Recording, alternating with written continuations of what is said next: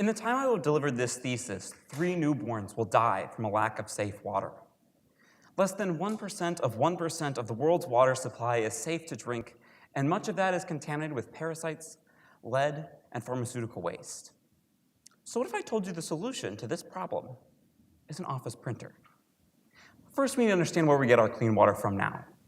Currently, much of our water comes from filtering out contaminants and salt using membranes, similar to how you strain pasta. Pour water and pasta into a colander, and the water goes through, leaving the pasta behind, which is larger than the colander holds. Similarly, pour contaminated water through a membrane, and contaminants larger than membrane pores are ejected. This process, however, is very inefficient for really low levels of contaminants, such as the case for lead pollution.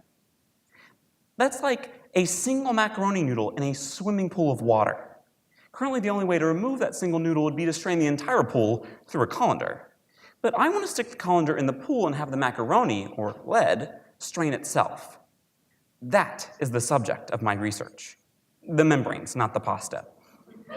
I have designed membranes that essentially act like magnets and have been successful at extracting salt as well as heavy metals from water rather than the other way around.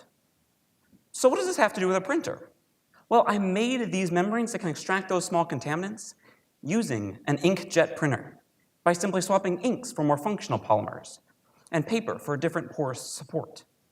You see, printers are fast and cheap, and by simply changing the polymers we print with and the supports we print on, we can design different membranes for different applications, like the treatment of pharmaceutical waste.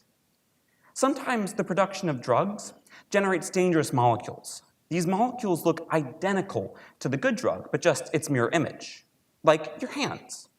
For example, a drug called myambutol helps treat tuberculosis, but on the other hand, its mirror image can cause blindness. These molecules need to be separated from each other to first ensure that in treating tuberculosis, we don't also cause blindness, but also so that the waste does not pollute the already limited water supply. This is like trying to strain just the macaroni noodles out of a pot that contains different types of pasta while leaving the water and other noodles behind. And in fact, I have designed different membranes, printed different membranes, that were specifically able to target that one molecule while leaving its mirror image behind. My research developed new membranes to lead to new sources of water, all from a printer. And in the time it took to get the morning gossip around the water cooler, which coincidentally came from membranes that could come from a printer. In a world going paperless, the office printer may have found new life by saving lives. Thank you.